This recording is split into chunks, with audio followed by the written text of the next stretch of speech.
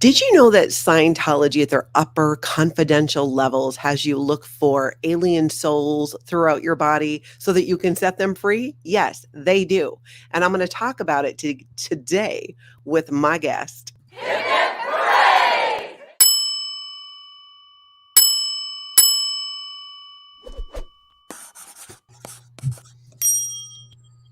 Hey, everybody, I'm Natalie, and this is Scientology Life After a Cult, where you can catch me in the mornings talking about all kinds of Scientology news. And throughout the week, I do interviews and whatnot.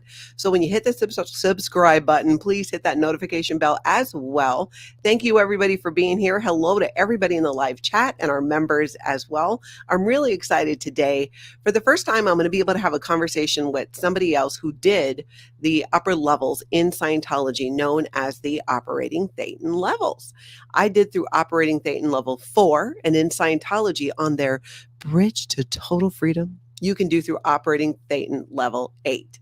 And my guest today is the fabulous, the amazing Tory Magoo 44, Tory Christmas, who did up through operating Thetan level 7. So we're each going to go ahead and talk about it, share a little bit about what Scientology actually has people do and what the experience was like for each of us. So I want to welcome Tory. Hey, hey, hey, hip, hip, hooray. Hey, can you see me? Yep, I can see you. All right, good. Good. Hello to you. Just one second. I'm just saving. Okay, good. There you go. No problem. Okay, so hello to you and all of your subscribers and mine if they can see it. Yes. And anybody else, anybody watching. Now, Tory, I have had you've come on the channel a couple of times and we've talked about so many interesting things, given that you were not just a Scientologist, but you did work as a volunteer with the Office of Special Affairs to handle critics. And then you became a critic of Scientology, it's more unusual, I think, for people at those upper levels to leave Scientology. And you did, and we're going to jump into this whole topic. Many people who follow our different channels, and if you follow the whole Scientology, just how we work to expose Scientology and talk about the inner workings of it. Many of you know the stories about Xenu and body Thetans as it was portrayed in South Park, which was highly accurate. But as you go through these upper levels, you do more of that. And I think if it's okay with you, Tory, I grabbed let me grab this. I grabbed a little bit of information that is on the internet about these highly confidential levels in Scientology that I thought we could take a look at as well. I'll have that pulled up. And you're basically the average person, I would say, probably it's easily to get there. Could be 100,000, could be 200,000, and that's not counting additional donations. Tory, can you talk a little bit about your journey in getting onto those upper levels, and if you recall, kind of what it cost as well? I know for me, different people are on the levels for different amount of time. Yeah. And because of that, I was on Ot7 for 7 years. So that's why I say to Scientology, you owe me $1 million. Because I would say overall, with all of the 6-month checks and everything else, you have to go every 6 months and get checked out. And anyway, it's around $1 million. That's what I would say. Which is crazy. And I've heard that so many times. My mother, before she passed away, she was on that Ot7, that operating Thetan level 7. And when we left Scientology together, it was about 2 years before she passed away. And she would talk about how she really felt it was such a trap, that the further you go up the bridge to total freedom, that is actually the opposite. You're paying extravagant amounts of money, and then you're doing procedures that really don't resonate with a lot of people doing them. But because of that Scientology mindset, you want to believe that it's doing something. And I think that many grasp at straws. I know I did, to try to see what it was doing. But let's talk a little bit about the actual what this looks like. So, because many people who are watching now don't know a lot about Scientology, especially those upper confidential levels. These are levels that are done solo, meaning that the Scientologist audits themselves. So when I would go into an auditing session, it would just be me, my briefcase with my materials, and my 2 e-meters, because you had to have a backup. And then you started the search for body thetans, otherwise known to some as the souls of aliens. And I know, Tori, I want to, when I first learned about this in Scientology, I didn't even think it was that bizarre, because L. Ron Hubbard talks about many places about space opera and spaceships and lifetimes and battles. And so when I discovered about Xenu and body thetans, I wasn't that, it wasn't the weirdest thing I felt like I had heard so far. Do you recall what your experience was like when you found that out? 100%. Well, first of all, I want to say 2 things to anyone listening to this. When I got in Scientology in 1969. So most of you weren't even a thought. And so, there was no internet. There was absolutely no access to any of this information. None. If you talk to anyone who did have it, they were declared suppressive, and thus if you talk to them, you are declared suppressive, meaning no one. And I have my SP declare, so I can show you. This is what an SP declare looks like. And they actually write it up, and all these lies about me. It's 2 pages for me. And my only terminal is the International Justice Chief via the Continental Justice Chief. So overnight, I lost my husband of 26 years and all of my 30-year friends. That's it. So you have to understand what you all know and can see every day. None of us knew any of it. Any of it. The word Xenu, I had never heard. Maybe you did something where he was into all kinds of weird stuff. But I'm telling you, when I got on Ot3, I got in 1979.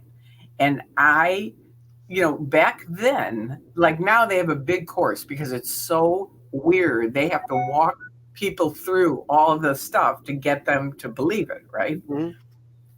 And it isn't a belief like a religious belief. It's just weird stuff, and you have to agree to it. That's the way it is. That's my interpretation. And this is all based on my experience. Mm-hmm. Okay, so I have epilepsy. I was routed out of the Sea Org to handle epilepsy. And I got a letter from LRH saying, handle epilepsy and you can come back. There you go. So I got into Scientology to help people and be an auditor. But now I'm on the other side trying to handle me, right? Mm-hmm. So that I can go back in the Sea Org. That was my purpose on it. So I get on Ot3. And for me, back then, they just put me in literally a closet. And they set me in this closet and handed me this pack. So it's sort of like, here, this is Ot3. Now you have to get, for people listening, I had years of people going, oh, Tori, you've got to get on Ot3. This will handle your situation with epilepsy, right? Mm-hmm. People, hundreds of people telling me this is your level, right? So I have it in my head. This is it. This is the solution, right? Yeah. So now I'm in the closet with the pack all by myself, and I open it up. And L. Ron Hubbard says, I was out doing research and I nearly died, which I had a grand mal seizure at 18. That was the beginning of me having epilepsy. So I thought, well, that's sort of like me. I almost died with that. So he says, so here's the information. And I turn the page and it says 75 million years ago, there was this evil warlord named Xenu. And I'm like, this is Ot3? I mean, I was so grossed out. It was like, you are kidding me. You've got to be kidding me. And the more you read on it, the weirder it gets. Yeah. And I'm just like, no, this can't be Ot3. And I think of all the people saying, this is your level. This is what's going to help you, Tori. But then I had to think about it. And I thought, well, doctors don't know what causes epilepsy. To this day, they don't. You can ask them, and they have theories of maybe you fell, hit your head, something like that. But no one really knows what causes it. So I thought maybe this is it, with these BTs, which are body thetans, spirits, and clusters, which are groups of body thetans that are supposedly connected to your body. And if you get rid of them, you will supposedly get rid of all of the things that are upsetting you, or pains, or for me, epilepsy, right? Mm-hmm. So that was the beginning of it. Now, do you want me to tell about it or not? Yes. And for people that don't know, a body thetan in Scientology is part of the origin story with a galactic overlord named Xenu. There was a problem with overpopulation in the planet that I guess he ruled over. And so he took all of these people, froze them, brought them over to Earth, dumped them into volcanoes, blew them up with bombs. And in part of that process, they were given what in Scientology are called implants, where you're shown a screen with all this visual that gives you Put in ideas. theater. They're Say put in that again? theater. They were put in theaters watching Yes. these movie of the implants. And this is about basically L. Ron Hubbard says this is how people believe in religion and Jesus, that they're all these implants to get them to believe it. And then these thetans go and attach themselves to humans. And that as we go throughout life, that it's actually these body thetans, which are the souls of people from other planets, which some might call aliens, then have that effect on us. And that getting rid of them is what, like you said, you can physically get better, you would mentally get better. Basically, it's like blame it on your body thetans. It's what it seemed like. And on operating thetan level 3, which is the first time you actually do this auditing, you think when you finish it that you're done. Like, oh, I've gotten rid of all my body thetans. Because I remember doing it and going, oh, and it takes like 3 months, 2 months, sometimes longer for people. And what you're doing, again, you're sitting. I kind of want to paint a picture for people, and then we'll have you continue your story so they can imagine this. You're sitting there in a room. The door is locked. You're the only person in there. You've got your briefcase that's strapped to your wrist when you're not in that room. If you have to take those materials anywhere, because that's not weird. That doesn't make it stand out even more. And you have a Scientology e-meter, and you're holding the cans in one hand. There are 2 cans normally when you're getting auditing, but these are put together through it's like a holder that holds them together. So you can hold them in one hand, and then you can write your session notes and adjust the e-meter with your other hand. So because I'm left-handed, I would hold the cans in my right hand, I would write with my left hand, and I would adjust the e-meter with my left thumb and then note what the meter was done, because we were indoctrinated to believe that different needle phenomena meant a different thing. And then you would locate within your body these body thetans using the e-meter as a tool to locate them and verify what you yourself thought. And because the meter read would read. Yes. And you would think, okay, I think I've got one, and it would read. So then you'd say, must be true. Yeah, exactly. And you basically would locate these body thetans, and you'll have to tell me if it's run the same way on levels above that. I know it is, I think on Ot4, but on Ot3 is when you start auditing or addressing these body thetans.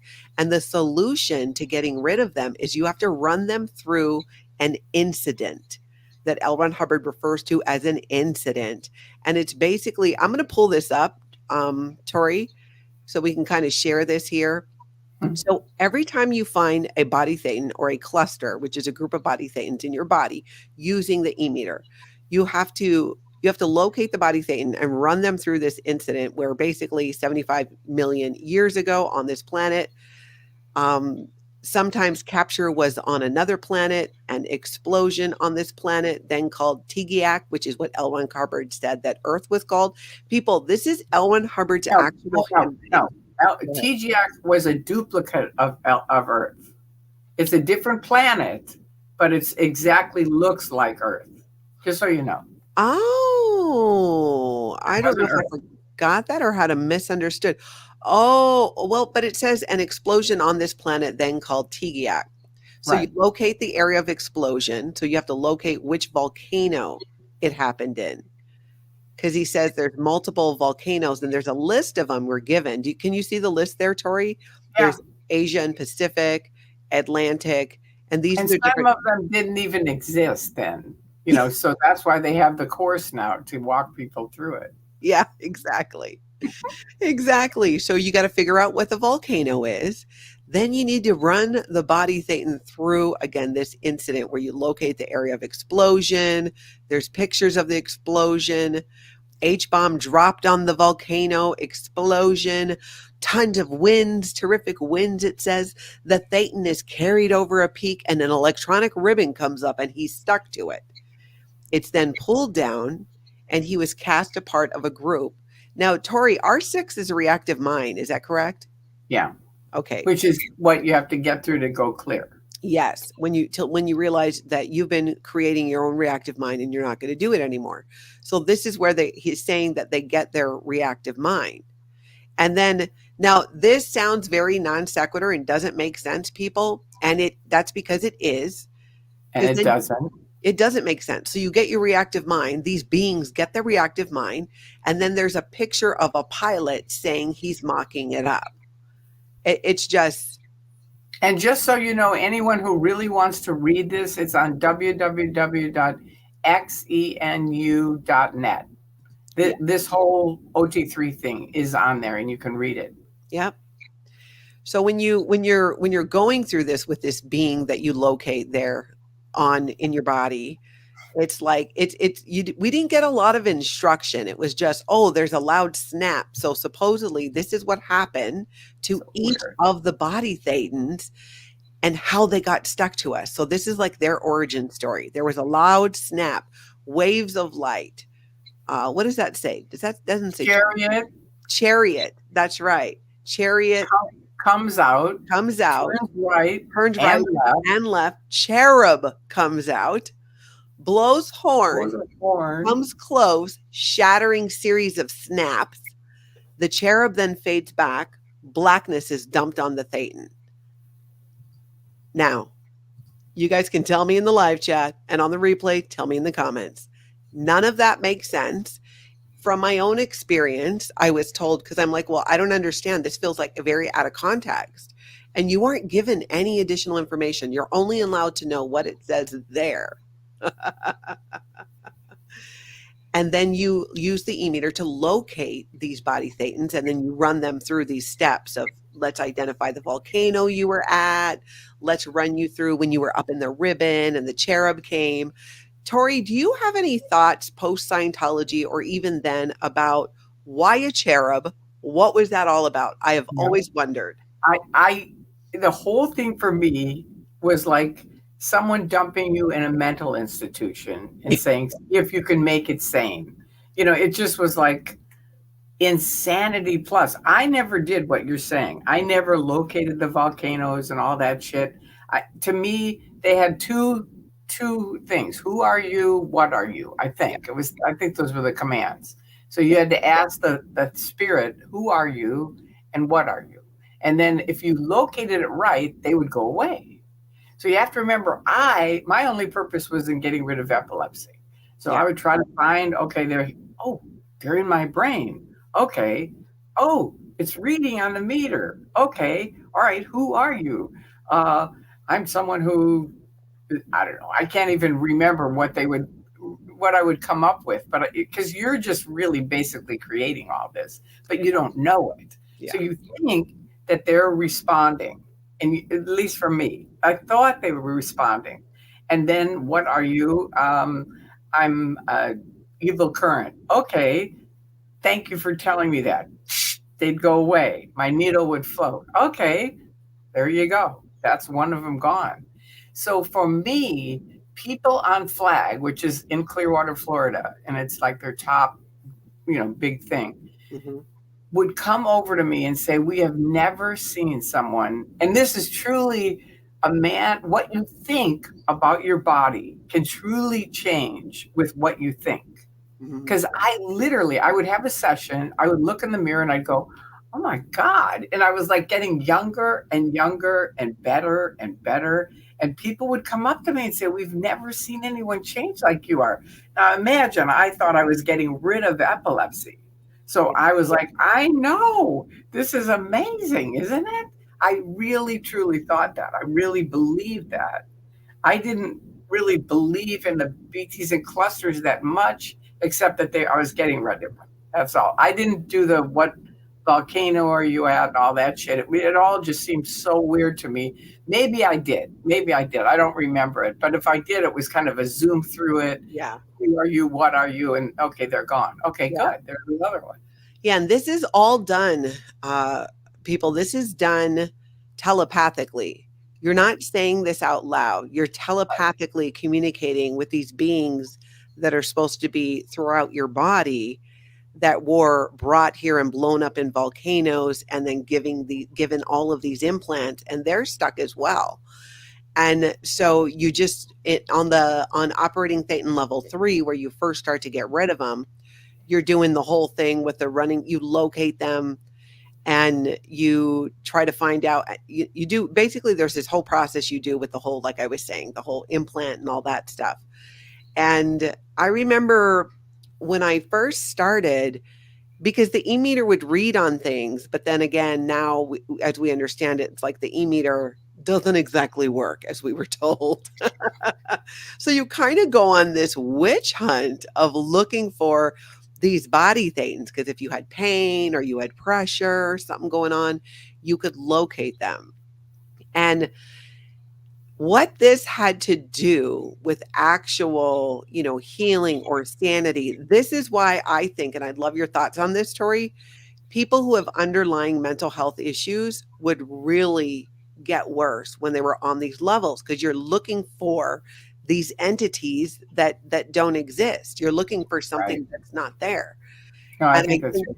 yeah, so I think that's very damaging, especially for people who might struggle with some type of mental illness. You would see there were multiple times where I knew of Scientologists on the OT levels that, really had a rough time of it mentally and had full blown psychotic breaks as a result of doing this.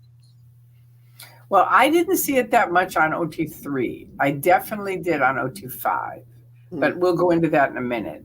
But for me, the end of Ot3 was, I thought, okay, I'm rid of all the BTs and clusters, right? Yeah. So I had tested, which means you go somewhere and say, okay, I realized, I don't know, whatever I realized, and I've handled all of these entities, because you can't really say BTs and clusters, because that's against the law to ever say that to anyone outside of a confidential, one place kind of thing. So I went to the examiner, attested. They said, okay, good. And this happens in a lot of things in Scientology. You attest, like, let's say people go clear. And then the next day in clear, you're supposed to be rid of all your pains and unconsciousness and everything else, or, Perfect eyesight, perfect memory. Perfect memory, perfect IQ, no somatics, no pains. That's the original definition. So people attest to that. And then the next day, shit comes back. And now they have this huge secret, because everyone's like, wow, Tory, you're clear. Natalie, you went clear. This is so great. So now you have this mob of people, attesting that you're clear. And now you're like, it's coming back. It's like, whatever you thought you got rid of is awful. So now you go and tell someone, one of the technical people, and they say, this does happen. We understand it, and we'll help you with it. And they send you, of course, where? To the registrar, who gets more money from you. It's the money. Yeah, the money. So they go, this is very common. Here's the bridge to total freedom. Clear is like here. You have to do all these. Well, they don't try to sell you the whole bridge usually. They just say, you need to do up through Ot3. That's the next thing. So let's pay for 1, 2, and 3. That's generally the package they'll say. And that sort of is like, okay, because a lot of people are Ot3 or above. Yeah. So you think, okay, so I saved up my money and paid for those. But to finish Ot3, I finally do Ot3, think I'm done with it, because I'm on medicine Scientology had taken me off of my medicine for epilepsy when they said, I can't be in the CO because you're on medicine, and we're the top 10% of the planet, and none of us take medicine, Tory. So I'm stupid. I'm 20. I'm in my early 20s, and I believe them. And I'm like, okay. So I stopped taking my medicine, and I started having huge grand mal seizures, which are awful. And my mother starts following me, and she's really worried. And she goes, Tory, these people are going to kill you. And I'm like, no, Dianetics is going to fix it. And I'm like, really, this was back when I was doing Dianetics, right? So now I'm on Ot3, still thinking I handled everything. This is really the deep source of why I couldn't handle it before. My mom ended up saving my life back in 72, saying, either you're on your medication today and you say you're on your medication and your doctors call me and say you're on your medication, or I'm flying out from Chicago to LA. And believe me on this story, L. Ron Hubbard and the Church of Scientology will never forget your mother, right? And that kind of saved my life right there. Dr. Dang called her and said she's on her medication. I didn't want to have seizures anyway, so okay, I'm on my medication.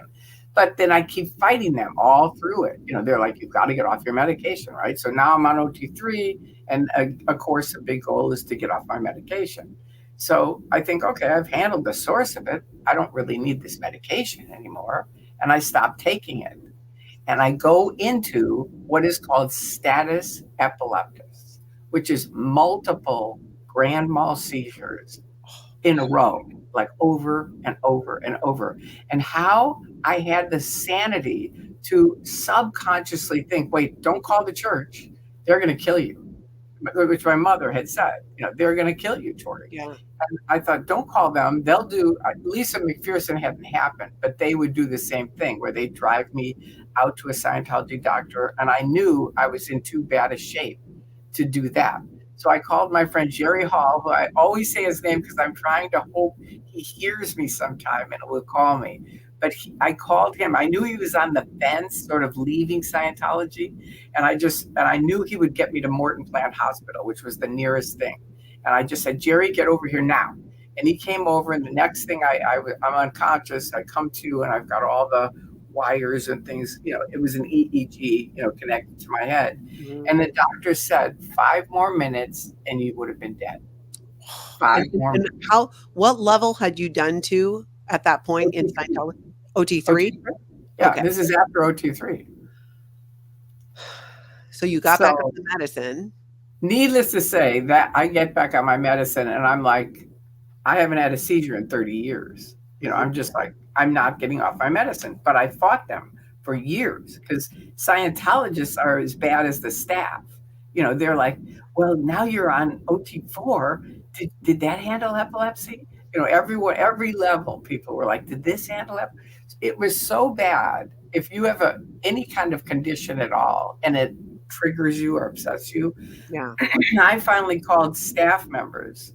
And I would say, look, you're the tech sec or whatever, some head guy at American St. Hill.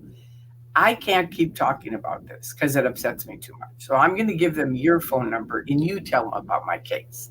And he'd say, okay. No one ever called them, ever.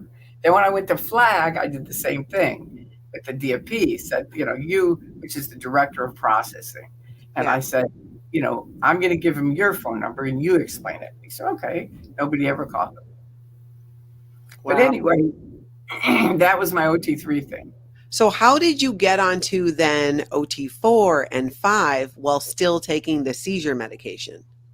Well, that's a good question. I had to fight my way on there. And I ended up getting the entire Flag land base corrected on medicine.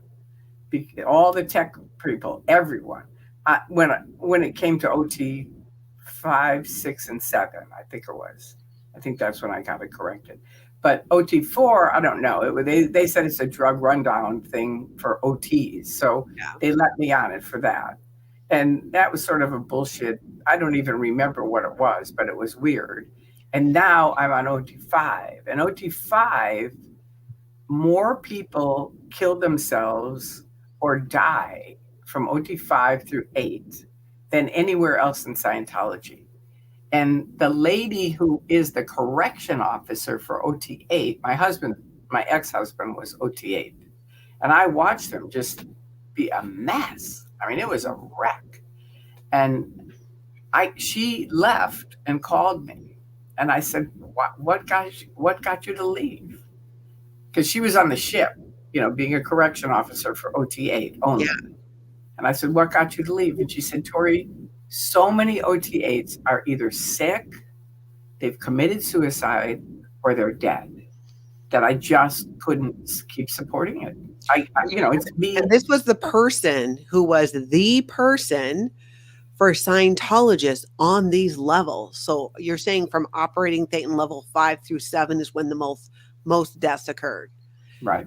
Do you think this is because Scientologists are told? I remember my mom had a kidney failure. She had a kidney condition and was told, oh, you just need to do operating Thetan level 5. It will handle all your physical things that are going on.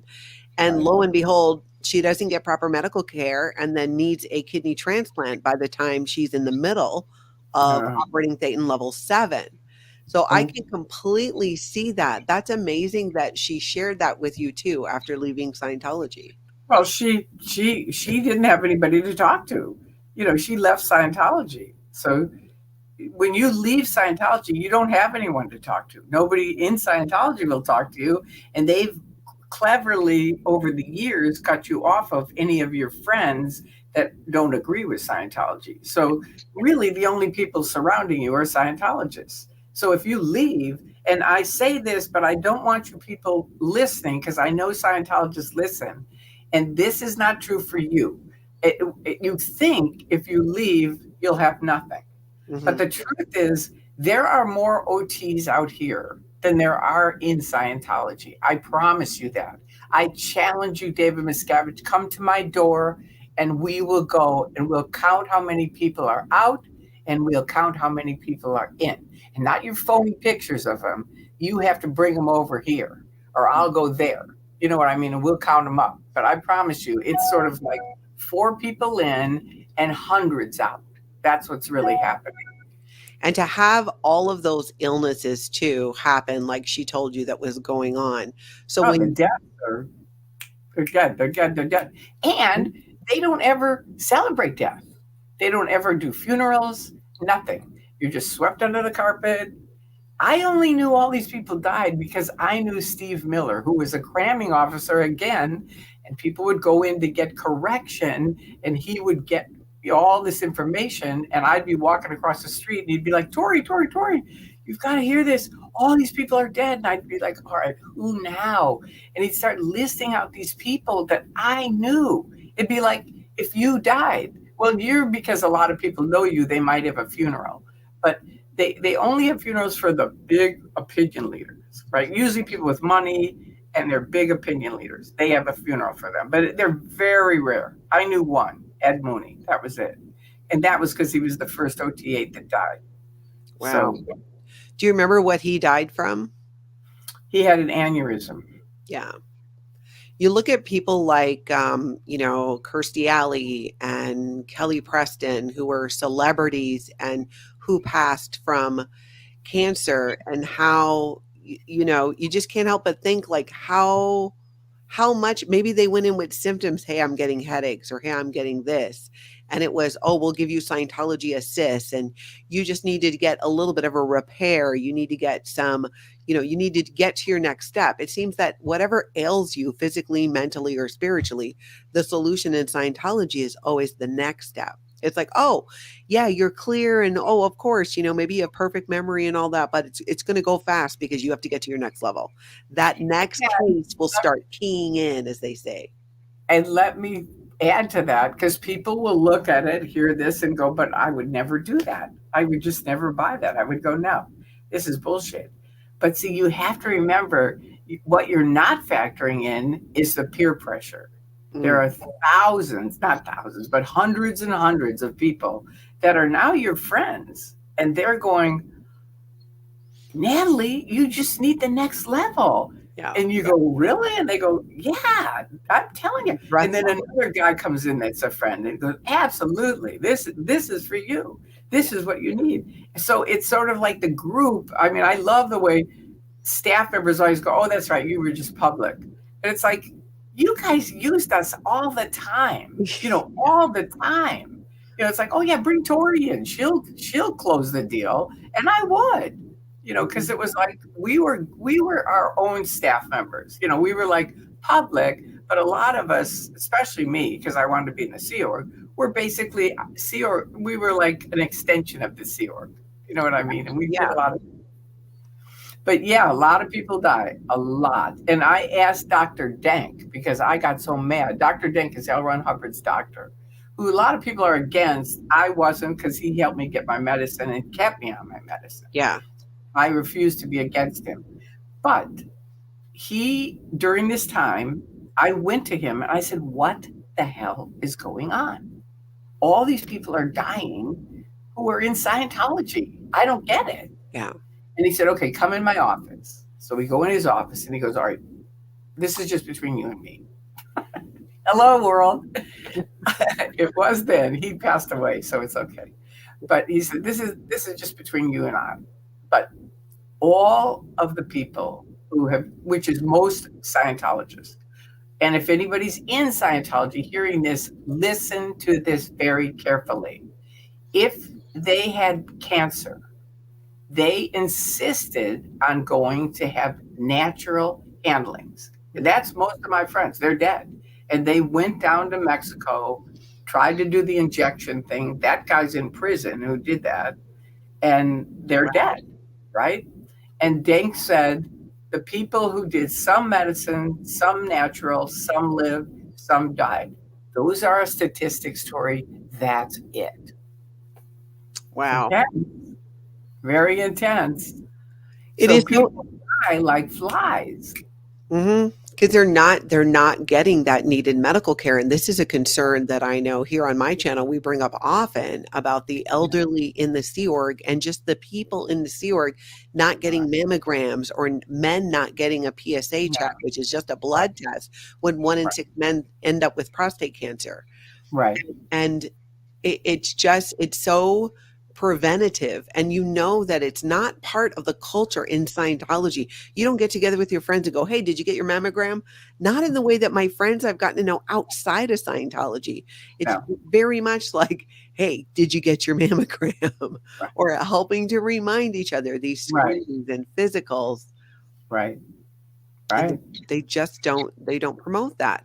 So you're going through, you do operating Thetan level 5, which, let me see, I think what I have here on this document is mainly just the check sheet for it. Can you talk about what, if anything, you recall about that? Operating Thetan level 5 is not one that I did, but it is the one that seems to really, Scientologists are told, this is where you'll handle your physical conditions. Right. Right. So Ot3, first of all, I go to get on it. I had my mother-in-law, instead of giving us our inheritance, because she was in Scientology, Harold, my husband's mother and father, since 1950. Wow. So they had been going there on tapes where L. Ron Hubbard says hello to Wing and Smokey Angel and Flo and Paul Vazazian. That's them. So she was really into it. So she gave flag. David Light called me, who's a registrar, and said, good news. Flo has paid for Harold's Ot3 through 8, which is a huge chunk of money.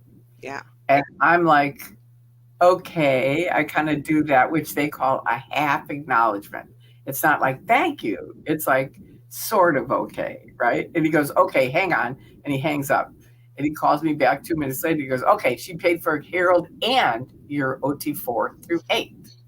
So that's a huge amount of money that we would have had that we didn't have because she paid for that. But now I go to get on it. It's paid for. And I go to get on it. You have to do like a little routing form, going through different things. Hello, hello, hello. I get to ethics, and this 18-year-old kid goes, he opens up my folder and he goes, you're not allowed on the flag land base. This is why you're on flag. Pardon me? Are you talking to me? Which is a line from Taxi Driver, which is a movie. I'm like, are you talking to me? And I just keep doing that over and over until he goes into doubt. He finally realizes, because I'm just like, you can't be talking to me. Are you talking to them? Who are you talking to? Yeah. You can't be talking to me.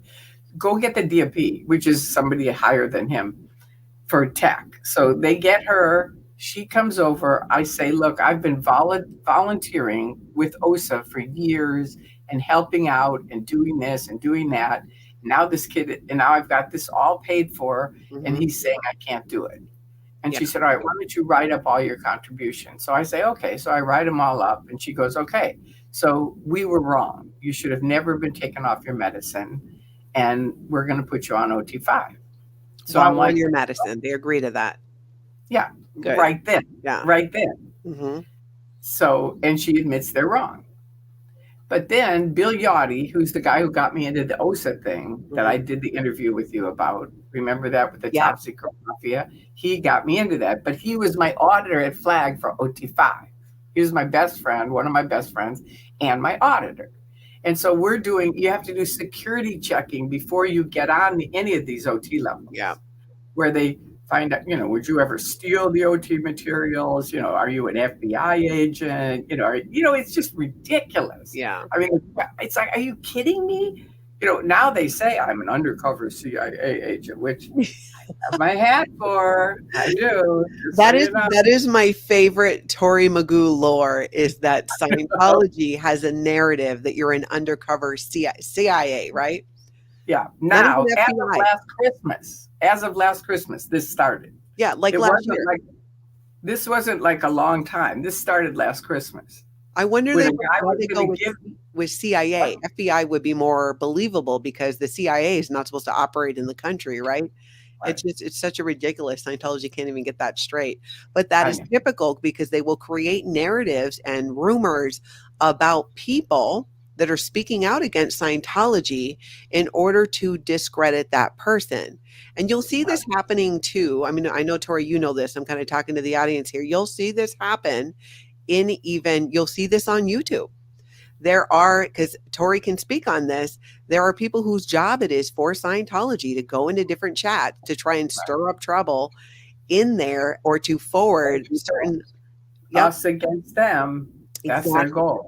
That is their goal. So they'll share things that are secrets, but they're usually things that aren't true or taken out of context or they're exaggerated to just kind of create and feed any type of confusion and dissent so that Scientologists won't then trust those people. But like I said, you see it there. They still try to do it because you worked for a while on the internet. You were one of the first for Scientology to kind of do that on the internet to try and, infiltrate those groups. So no, I didn't. I never did that. No. And that's a lie that keeps getting forwarded and it's not true. I thought you created the accounts for I created the accounts, but I never went on the internet. I was too afraid to look because of Nancy Maney. Because Nancy Maney went insane, supposedly. Right. And Bill said, Tori, she went insane because she was reading the internet. These people are really evil. And I That's what they told you about Nancy Maney? I saw her jumping out the window, so I knew she went nuts. Wait, back it up. So Nancy Maney, I vaguely remember her name. She was a Scientologist who did to what level? Do you recall? Sea Org member. She was a Sea Org member. Yeah. Okay. I don't remember her level. It doesn't matter. The point is, the truth is she was drugged and reverse audited. She called me the night I left or the next day and said, Tori, it's Nancy. And we were friends, but not after this when she supposedly went nuts. And she was mad at me because she thought I was with OSA. I wasn't with OSA. Bill Yachty said, go give her an assist. Just go to the hospital and give her an assist. So I was there. That was all my purpose was. But OSA apparently came to get her. And I didn't know that because that's how their thing is. Everything's always factored out. Yeah. If they said we're coming to get her, I would have been like, no, she's my friend. I'm not going to let you get her to do anything. So were you there when they arrived to take her out of the hospital? Because she was in the hospital because she had a psychotic break. She was having psychosis. So she was in the hospital did you get any help? I don't know. But I didn't ever ask her about that. But she wrote a book about it, My Billion-Year Contract. So you can read her story because it's in detail. Yeah. But she did tell me they drugged her and reverse audited her. I was never an undercover plant, ever. Yeah. I was always someone in PR out talking to the public. And I did do that as a volunteer for OSA, where I went, like I handled Clearwater. They had Richard Tenney, that whole thing. And I was one of the main people that handled that. Not that I wanted to, but they said, There's nobody else here. And Yeah. we can't do it because we came on a lie. So So you have that just blows my mind that so Scientology has you create these fake accounts that got used by other people to Yeah, I gave infiltrate. them to Yachty. It Yeah. was just, you have to understand, I wasn't working for OSA and I wouldn't have worked for OSA. But Yachty was my best friend. And I had said in session, I would give my life for you. If you need that help, and I'm sure they go through the folders and go, she's our mark. She'll do it. She'll do anything for this guy. I won't do it for OSA. If OSA had said you have to open up phony accounts, I would have said no. Yeah, that's like Guardian's office shit. Yeah. I'm not going to do that. But Bill asked me to. Wow, And that's so manipulative. Huh? Can you explain a little bit about what reverse auditing is? I don't know. All I know is that auditing is supposed to make you better, which it doesn't. Reverse auditing makes you worse. I experienced one thing where on OT7, people were just like running down the hall, screaming, crying, and stuff like that. And I was like, what happened to that person? Right? I knew shit was happening, that I didn't know what was going on. Then one day, a lady comes into my room. I'd never seen her. And she goes, okay, pick up the cans. I do. And she goes, okay, what you thought you went clear on wasn't when you went clear. So when did you go clear? And I'm like, and that's a whole nother story of the whole clear thing. Yeah. So I'm kind of listing these different times. Maybe it was then, maybe it was then. And she's like, no, no, no. Okay, end of session. So now I'm on OT7, but I'm not clear. Yeah. So now I never believed in clear because I have epilepsy. Do you see what I mean? Yes. So for me, it was sort of a bullshit thing anyway. And Jamie, the only reason I attested to clear was because of Arthur Hubbard. Arthur Hubbard was L. Ron Hubbard's son. Mm-hmm. And one time he took me to lunch and he said, what's your story? And I said, somebody gave me a Dianetics book. I read 3 chapters and I thought, okay, I want to be an auditor. And I quit college, hitchhiked from Chicago to Asho. Mm-hmm. And that's my story. And he goes, so you're a natural clear. Now, this is before natural clear was out. No one had ever heard that word. I'd never heard it. Mm-hmm. And I'm like, what is that? And he's like, you were with my dad, in the 40s when he was creating all this shit. So it's the same thing basically as a past life clear when they talk about it that way? I don't know. All of it's bullshit to me, so it doesn't matter what label you put on it. You know what I mean? It was his thing saying, you worked with my dad, that's how you went clear. So it was what an evaluation too, which you're just so you know, they never do that in Scientology. It's a high crime to evaluate for people like that. But he was Hubbard's son, and I thought, okay, maybe he knows something I don't know. Fine, so I'll test the clear. So that's how I tested the clear. Right? Oh, I'm clear, right? But I really, in my mind, I didn't do the clearing course. I didn't go through R6. I never did any of that shit. Jamie said, you are. I said, okay. I thought of a time when I, in my mind, okay, I was helping Ron. I was going exterior, which means you're outside your body. Yeah. And Ron didn't know what to do. He hadn't figured out what to do. And I just took off and dropped my body. That's what I thought. That's my clear. It's totally weird and bullshit, but that's what I thought. So, okay, I tested clear. So now roll forward at OT7, these people are like, you're not clear. I'm like, who fucking cares? This stuff is all bullshit anyway. It's not working. The gold filmmakers came to interview me because they were always interviewing me because I could speak on camera. And so now they come and they go, hi, Tory, we want to get your wins on OT7.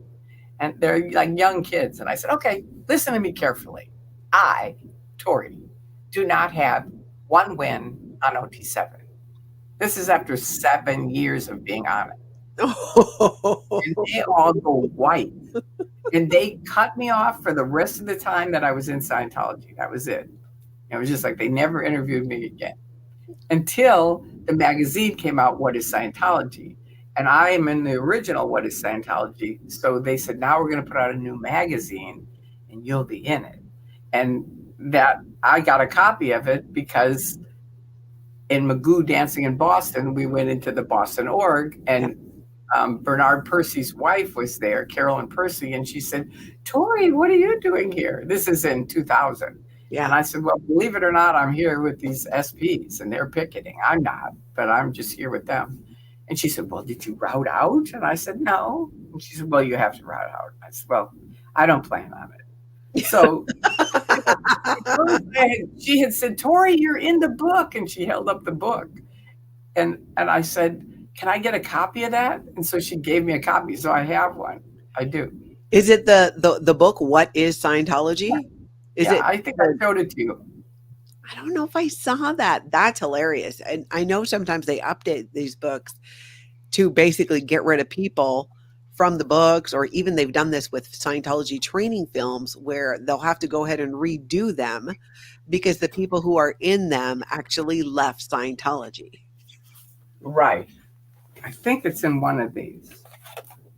Oh, that would be hilarious to find. While you look for that, I'm going to grab this is even better. No one has seen this. This is a 6-page handwritten letter from David Mayo to me. Really? When he was still in Scientology or after he left? Wait, hang on. I gotta find the magazine now. Just a second. Yeah, and I'll fill people in on who David Mayo is. So David Mayo was, I think he was the senior case supervisor international, basically the person overseeing just like the ultimate authority on Scientology when it comes to their counseling and all of these levels that we're talking about. He at one point split off from Scientology and then went on to create a group outside of Scientology that still practiced Scientology. And that's what Nancy Maney was the undercover agent for. They sent her to here, find out who's David Mayo, what's he doing. So she would come back and report, and then she woke up, and that's why they drugged her. Because That's right. Okay, so let me recap this quick. So David Mayo was totally in with L. Ron Hubbard and everything. He was like the golden boy at one point. He leaves and starts his own version of Scientology, which people start to do. In Scientology, that's called a squirrel group. Nancy Maney was a Sea Org member who infiltrated that group to find out information and bring it back to the Office of Special Affairs. In doing so, she woke up to the fact that she is in a cult, that this is not okay what's happening in Scientology. She is then drugged by Scientologists and reverse audited, which is basically doing the opposite. Just screwing them up. It's basically mental mind effery. I don't even know another word to describe it. Just completely the intention. My mother, when she was on Ot7 and wanting to and questioning things, she told me that was done to her. So then, no, she wasn't drugged, but that she had gotten reverse. She referred to it as reverse auditing. So Nancy then brings this up. She wants to leave. She gets drugged. She gets this reverse auditing from Scientology to mess her up mentally. She has an actual psychotic break, goes to the hospital. Then the Office of Special Affairs show up to take her out of there so she doesn't get the medical care that she actually needs. What I don't recall is what ended up happening to her after that. She's a chaplain. She's been a chaplain for COVID.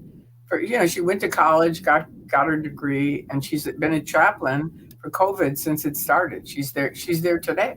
She's there every day. Not for Scientology? No. She left Scientology. Right? Yeah. No. She left Scientology. Oh my gosh, I would love to talk to her. I have so much. She left before me. Got it. Okay. Did you find what you were looking for? I did. Here it is. See, it's called What is Scientology? There's a big, thick one that I'm in. Yeah. And this is but here's the picture of me. I don't know if you can see it. Can you see it? Yep. You can kind of make it out. Could you hold it a little higher, maybe? There you go. Yeah. Yep. I see it there. So you're in the magazine, but what did they write then? Because what you told them was you got nothing out of it. No. This is before. This is when I was in. Okay. When I was in early, when they did the first What is Scientology, they also called me and they said, "Get over here. This is really important." So I went over there and they said, "We need your success story." So I wrote one about auditing. Mm-hmm. And then I thought about it, and I thought they're not going to use me for auditing. They're going to use Tom Cruise or John Travolta. So I said, well, let me do another one. So I did one on training. And I thought, Tory, they're not going to use you for that either. So I wrote one on me being reconnected with my family, because that was a win that I had getting in, which my mother acknowledged before she passed away. She said, you had 2 wins in Scientology that really counted. You got connected up back with us, and they got you off drugs, which I wasn't really a druggie, but I was a social druggie. I was a hippie and I was doing drugs. And had I stayed in that, I would have gotten into being a druggie.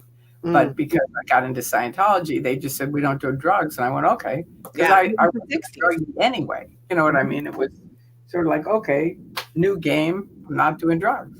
You know, that's it.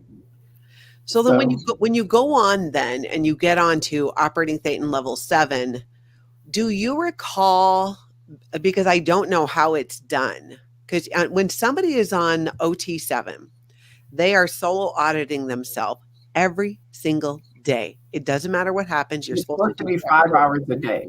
5 hours a day. That's what they want. That isn't what everybody does, but that's what they want. Yeah, because if you have a full-time job and a family, to still get 5 hours a day would just be ridiculous. But I remember my mom, when she was auditing on that level, the whole time, it went on for years. She couldn't have any alcohol because you can't drink alcohol within 24 hours of Scientology auditing. Right. How long were you on that level? 7 years. Holy moly. And so let me just explain Ot5 first, and then we'll go to Ot7. Okay. Ot5, the difference in Ot3 and Ot5 is Ot3 is all these spirits are on your body, or very close to your body, right? Yeah. Really on your body, that I understand. Ot5, Hubbard said they could be a foot away from you. They can be 10 feet away from you. They can be 1,000 feet away from you. But they're still your body, Thetan? Yeah, they can be the state of California. They can be up to the moon. You know, it's like as far as you can imagine, they can affect you.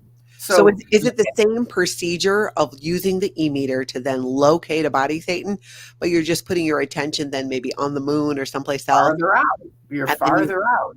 But that's why I think people go insane, because it's too much. Yeah. You know, just imagine. I remember I said to Yachty, he was my auditor for Ot5, because Ot5 isn't solo.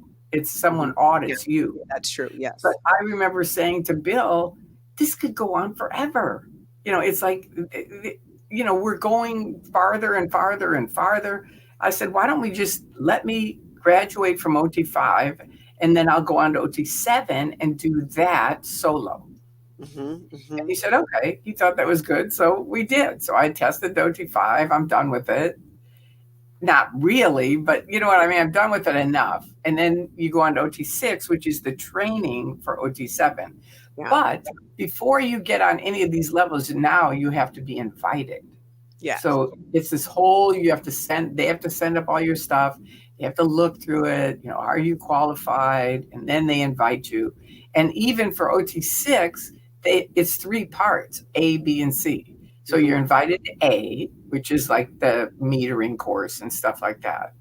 Then B, which is more of the technical side of it, but it's not doing Ot5. And then, I think I'm talking about Ot7 now. Yeah, because 5 is Bill's auditing me. But 7 is A, B, and C. So A is the metering course, B is the technical stuff, and then C is you're actually doing the solo auditing. They give you the course pack. You have to lock it onto your hand. You know, you're responsible for this. And you have to go home. And not only do you have to have your door locked, you have to have your windows locked. Everything has to be locked. That's true. That's true. If you have windows, they have to be covered up and all that too. You can't have people looking in. It's highly confidential. Yeah. I remember my mom had to have a safe that was bolted to the floor. Yeah. Right. Not just a safe. The safe had to be bolted to the floor to put your confidential materials. Scientologists are still doing this to this day. We saw them last night. They had their locked briefcases, and the kids are like, Oh my God, we saw that in Going Clear. Because it's hard to believe they actually do it, but they were walking in with their soul, with their. I said, yeah, they're on an OT level. That's why they have the briefcase. Mm-hmm. So then on Ot7, you're still on the e-meter, but you're locating body thetans, these souls of these people who were on these other planets that Xenu just totally jacked up and threw into volcanoes. But you can search for them further. So, like you said, 1,000 feet away, on the moon, like wherever. At what point, I mean, doing this 5 hours a day, is that pretty much kind of just the repeated process of you locate the body thetan or cluster, which is a group of body thetans? You're just doing that over and over and over and over again? Yeah. Wow. So this is how I'm now realizing that there were people who were auditing on solo knots on Ot7, and the Scientology has had this goal to get 10,000 people onto it. And they said that this is what will change the balance of the planet and bring peace. Because if you believe in Scientology, and everyday Scientologists don't hear about this, by the way, people, they do not know this. No. This is not talked about. The conversation that Tory and I are having right now is highly not okay in Scientology. Not talked about at all. No, if we weren't already declared suppressive persons, we absolutely would be after this. Yeah. I mentioned the word BT to my friend in her apartment in the bathroom. We were in the bathroom, she was putting on some makeup, and I just mentioned the word BT. And she was OT7 or OT3 or above. And she wrote me up. Wow. She wrote me up. Tory said a confidential word. I mean, I'm in her apartment, in her bathroom. And I said it really quietly. Nobody could hear it. But she wrote me up. I had to go to ethics. I was thrown off the level. You're off Ot7. You're all the way down at the bottom of the ethics program. Now you got to work your way back up, which happened to me many times on Ot7. Because you were running your mouth? No, just because different things, it's like it didn't work, so. Yeah, that's the thing. They try to end up fixing the fact that it does not work. And that kind of is the lie. And that level, people do it for years. I remember right before I left Scientology. Let me say one thing. Yeah. They make you feel it's only you. You are the only person, Tory, who is having this problem. Yeah. Look at Natalie. Listen to her wins. Go talk to her. She's having a great time. And if I went over there, you'd be like, oh, yeah, this is great. Yeah. Right? And then you go around to these different people and they're all doing great. So it must be you. Right? Yeah. And I only found out if you watch OTs Speaking Freely, it was Greg Barnes, his wife, Peter Alexander, and me after we got out of Scientology. And we were all Ot7. Peter was Ot8. And we're all sharing stories. And that's when I said to Bunker, you got to turn on the camera. Nobody has heard this stuff. Yeah, you don't talk about it. Yeah.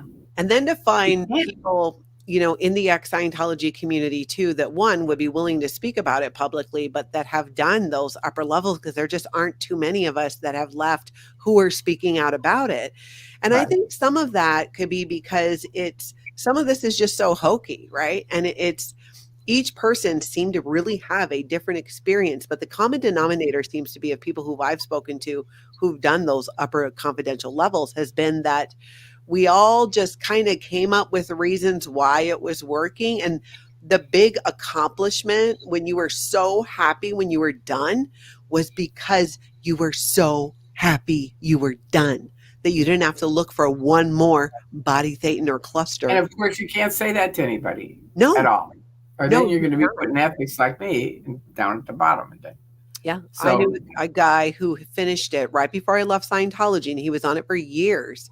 And he was a hardcore Scientologist, I considered, except he said, I'm like, what's your biggest takeaway? What was your biggest win? He said, finishing it. Not that he got something out of it or it somehow changed his life. It was surviving it and getting through it. Because while you're on that level every day, supposed to be auditing 5 hours a day, you are also held to this higher ethical standard. So you're constantly every 6 months, you have to go back to Florida to do security checks and interrogations to make sure you're not talking to people about these confidential levels. We're stealing it. Or stealing it. Tell me more about that. Well, that's one of the security. Have you stolen any of the materials? Have you lied about David Miscavige or L. Ron Hubbard, or just are you talking to the FBI? It's like, no. I had some of my security checks were, have you embezzled money? And I'm like, I don't even really know what embezzlement is. And I finally said this to him. I said, you really need like the housewife sec check for someone who works, because I go to work every day and I take care of my family. And you could have little things like, did you not get the right shoes for your son? Or did you not cook well enough at night, or whatever, just stupid stuff that happens, that might be bad stuff. But this embezzling money and talking to the FBI and the CIA, I was a sec checker at Flag, because I went there. I wanted to co-audit. Co-audit means she'd audit me, I'd audit her, and we just do it. And so then you don't have to pay, right? So I did that for a thing called FPRD, False Purpose Rundown. And I wanted to do it, but you had to become a sec checker to do it. So I ended up flying to Flag to do this security check thing. And now I forgot what I was telling you. Yeah. Anytime you get called for a security check at Flag, it's not going to be a good thing.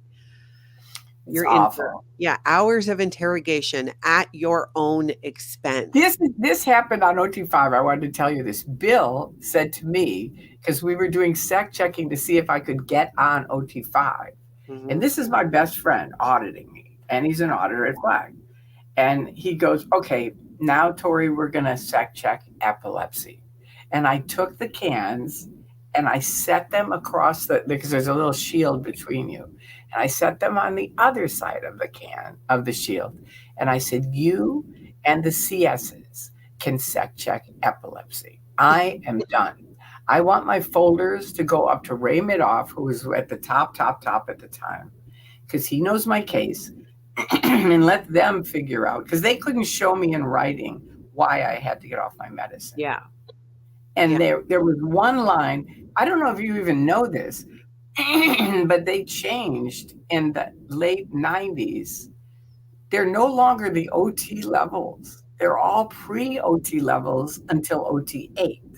And OT8 is the first actual OT level. Did you know that?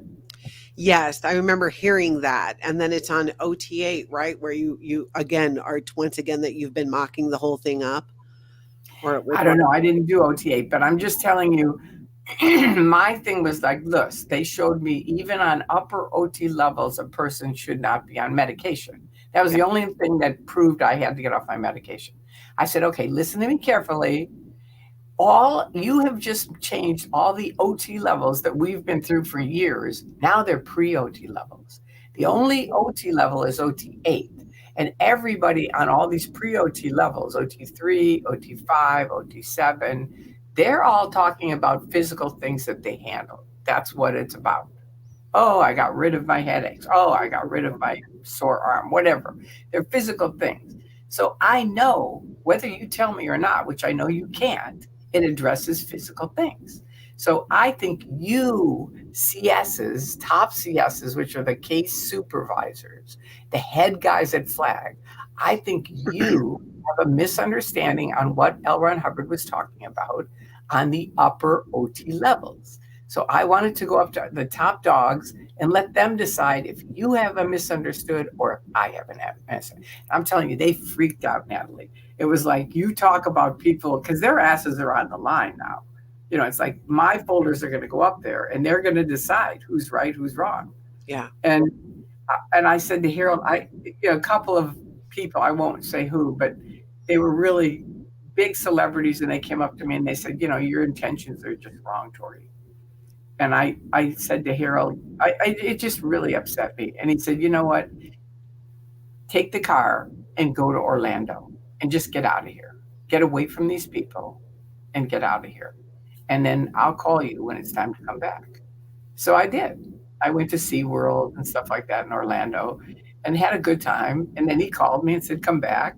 And guess what? They had written a senior bulletin on medicine saying if a person tries to get off medicine and their doctors say their medicine is okay, which Dr. Denk said mine is not mind-altering medicine. Of course, Scientology wouldn't listen to that. This is a medical doctor. They wouldn't listen to that. No. Yeah, But L. now, Ron Hubbard's doctor too. This is the man yeah, who they right, trusted, who L. Ron Hubbard trusted to medically treat him. right. But they wouldn't listen to it. But these senior top dogs said, if the doctor says it's okay and the person, whatever, then they can do the OT levels. So every tech terminal on the flag land base got corrected on that. And I know that because one of my friends was in the Sea Org, and I called her and I said, wow, the top CSs got crammed on medicine. And she said, Tory, every tech terminal at flag got crammed on that. If you carried folders, you got crammed on that. Yeah, and that needs to be corrected. Cramming in Scientology is where you go and you get corrected on something that you did wrong. Thank you. Yeah. Wow. So anyway, so that was my biggest win, because Harold's mother was trying to get onto OT8. She took blood thinners. They said, no, you have to get off of your blood thinners before you go on the ship. She would have died on the ship. This is why so many Scientologists, like you were saying, from OT 5 through 8, so many of them die. Right. So because of my correction, though, they were all allowed to go do their things on their medications they needed. God, that's amazing. That's absolutely amazing. I know, it was kind of my biggest win in Scientology. It really was, because it was like, it helped a lot of people. No doubt saved lives there. Flea Dog, thank you for being a member for a month, says, I adore these chats. # literally is adorable. Sharona, thank you for being a member for 4 months. I really enjoy chats by former public signposts and their stories of going up the bridge to total freedom, especially from such a great storytellers. And Tori, I could listen to you like forever. Irrelevant Panda, thank you for being a member for 4 months, says, if anyone has written a book and wants to help Tori, Tori has said many times she would like a pro to help her write her autobiography. The world needs it. I agree. Yeah. So do the people in the industry, but everybody's busy. The people that have done it are busy, and the people that'll do it have never written a book. So it's kind of catch-22. Cricket Cinema, thank you for the super sticker, says, Tori, you were great last night with the chair BS. That was funny. For anybody who hasn't seen it, I think Natalie has some clips. Yep, I shared clips this morning of it. They tried to kick a 77-year-old woman out of a chair and was that guy secure? They had hundreds of chairs on the street, empty. All empty. But I couldn't sit on that chair because we were interpolating their event. There was no one that was going in. No one. You were upsetting them. That's the thing, because when you're in, you kind of have no power, because you're just this, you're just that. You need to do the next thing, that kind of thing. Yeah. But when you get declared suppressive, you have amazing powers. I mean, all these things that you thought you were going to get in Scientology and didn't. Yeah. Boy, you have them now. I mean, the whole AOLA was locked inside because I was sitting in a chair outside. Yep, they go on lockdown. I always say that everything I wanted to get out of Scientology my entire life, everything I hoped that I would accomplish, wins, just ways that I would feel that I was looking forward to, I completely accomplished when I left Scientology. Right. They were the problem. Right. I'm going to grab a couple questions here. Alexa P, what do you think about free zone Scientologists? So for those that don't know, the free zone is where people who still want to practice Scientology, but outside of Scientology, go ahead to do that. I'll answer first and then you answer, Tori. I mean, I don't have too much of an opinion about it. I feel like if you're a consenting adult and that's what you want to do, knock yourself out. I don't quite see the point, but people do have a right to do what they want to do. But like I said, as long as you're a consenting adult and nobody's being hurt in the process, I just don't get it. What do you think? I get it. It's people who had wins with the Scientology technology, whatever it is, and they don't want to get rid of that. So they're out of the church, and they don't really do. The church are the people that do the abuses. And this took me a long time to sort out because I was sort of against everything. Mm-hmm. And people in 2000 started saying, well, you're a religious bigot. And I said, I am not. And then I finally had to really clear the words. And I realized, okay, per the definition, per what I'm saying, I sort of am. Mm-hmm. So I changed from being against everything to just like you're saying, if you're a consenting adult and you want to do auditing and pay for it, Yeah. that's your choice. But I, Tory, I'm going to speak out about the abuses and human rights violations of the Church of Scientology. And Yeah. those are stopping free speech, breaking up families, medical abuse, fraud, and hurting kids. That's one of the ones that these guys are really into. Mm-hmm. I didn't see that when I was in. I didn't see children being hurt. But I know other people speak about it, so I added it to my list. Mm-hmm. And did you ever see kids get hurt? In terms of, I saw children being hurt in terms of, 12, 13, 14-year-olds in the Sea organization who were being made to stay up all night or have, Oh, food deprivation, beans and rice, not being in school, more in ways of neglect. And then, of course, I've met people since who speak about their childhood abuse within the Sea organization itself. Things that were covered up. Because if you take any group of people anywhere, you're going to have a percentage of them who are just people who unfortunately harm children. And so that still happened. It's not, I try to say it this way. It's not, I never thought that it was like a goal. No Scientologist is in there going, oh, I cannot wait to abuse some children. None, I would say the vast majority, it's not that, because they don't view what we might today, or now today being out of Scientology. There's so many things that I didn't view as abuse because I had the Scientology indoctrination that normalized that type of behavior. So the doing the and even all of us having to buy the next level is Mhm. part of that Yeah, normalization of exactly. abuse. It's like, Exactly. someone else would come in and say, no, you don't. Yeah. You Having really, you know, yeah, having to do, training routines from the age of 9, I consider that to be abusive because it was so forced on see, I kids. didn't see kids getting that. I was a kid getting that. Because we were adults, you know what I mean? So the public were Yeah. adults. No, I was a And child doing that. And then when I was a teenager, part of what I was being trained to do when I was in Los Angeles training was to be an ethics officer. So I needed to, as part of my training, I had to handle multiple men on their self-pleasuring issues that they should not have been doing per Scientology in that environment, and sit down and discuss it in great detail with them and try and get them to stop doing it.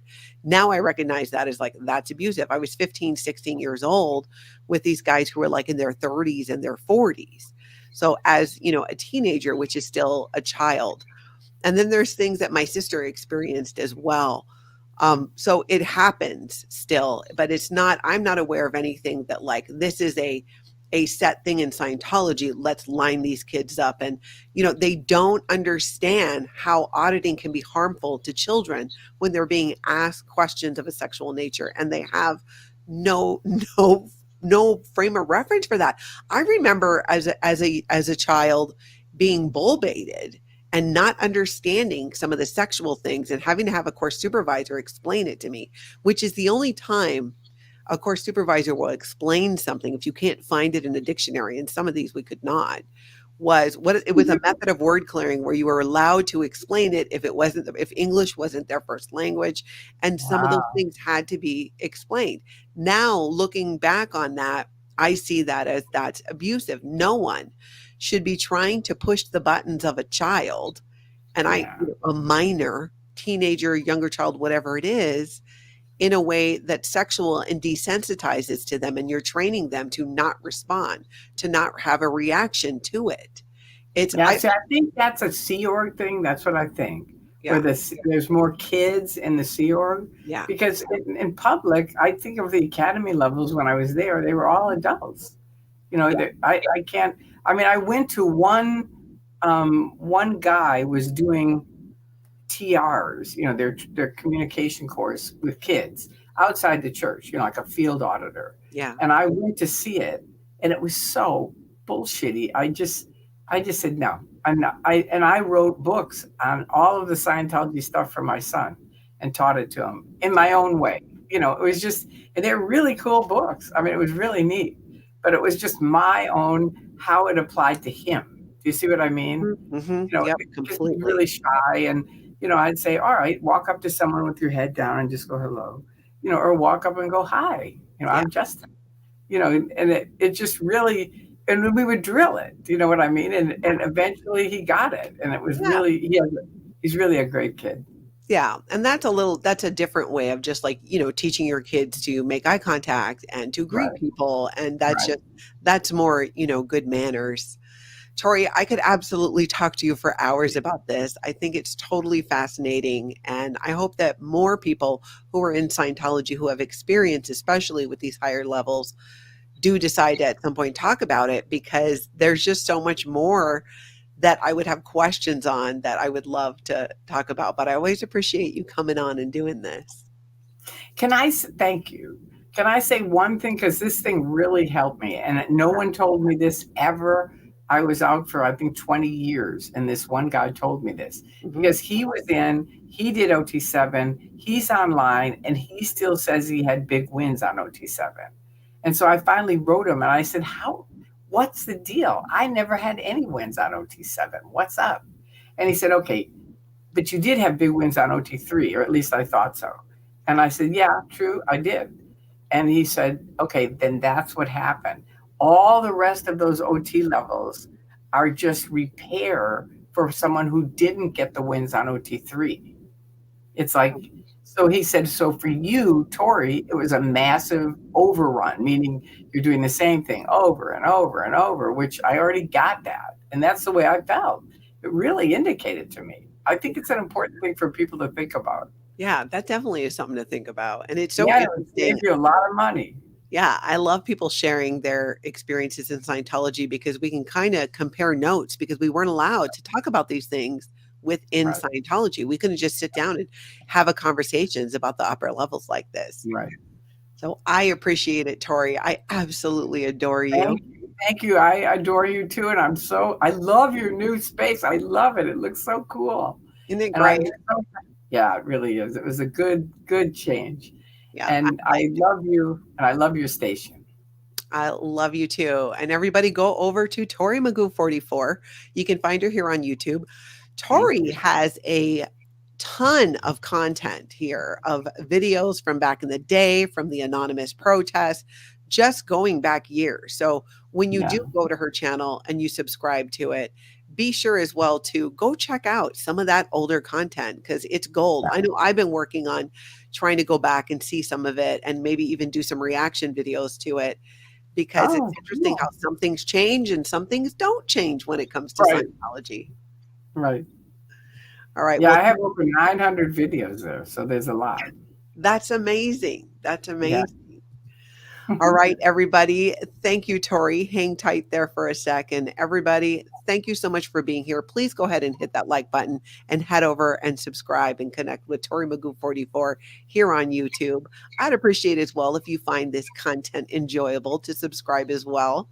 Thank you, everybody. I hope you guys all get out and have an amazing cult-free day.